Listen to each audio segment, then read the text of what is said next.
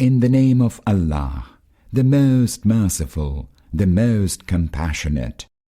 O you enveloped in your cloak, arise and warn and magnify the glory of your Lord, and purify your robes, and shun uncleanness, and bestow not favor in order to seek from others a greater return, and persevere for your Lord's sake. When the trumpet shall be sounded, that will surely be a hard day, not an easy day for the unbelievers. Leave me with him whom I alone have created, whom I have endowed with abundant riches, and sons ever present with him, and for whom I have smoothed the way to power and riches, and who still greedily desires that I should bestow upon him more? By no means, he is stubbornly opposed to our signs. I shall soon constrain him to a hard assent. He reflected, and then hatched a scheme. Ruin seize him. How did he hatch a scheme?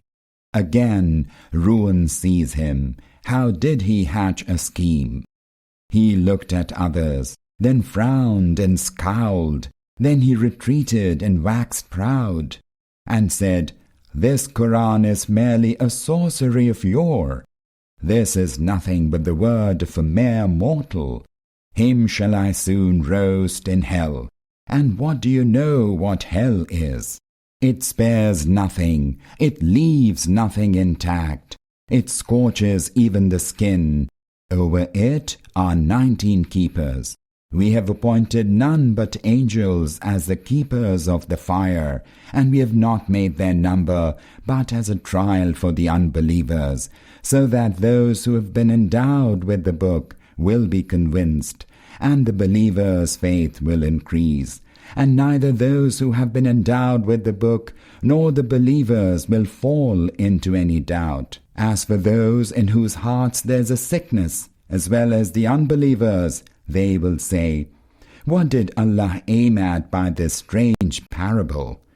Thus does Allah let whomsoever He pleases to go astray, and directs whomsoever He pleases to the right way. And none knows the hosts of your Lord but He. And hell has only been mentioned here that people may take heed. Nay, by the moon, and by the night when it recedes, and by the day when it dawns with its radiance. Surely hell is one of the greatest signs, a warning to humankind, a warning to every one of you, whether he would like to come forward or lag behind. Each one is a hostage to one's deeds, save the people of the right hand, who shall be in the gardens, and shall ask about the guilty ones, What drove you to hell?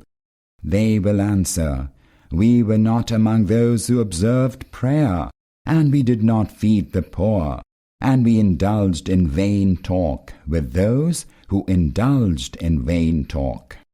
And we gave the lie to the day of judgment until the inevitable event overtook us. The intercession of the intercessors shall then be of no avail to them. What is the matter with people that they are turning away from this exhortation, as though they were frightened wild asses fleeing from a lion? No, indeed, each one of them desires that open letters be sent to each of them. No, indeed, the truth is that they have no fear of the hereafter.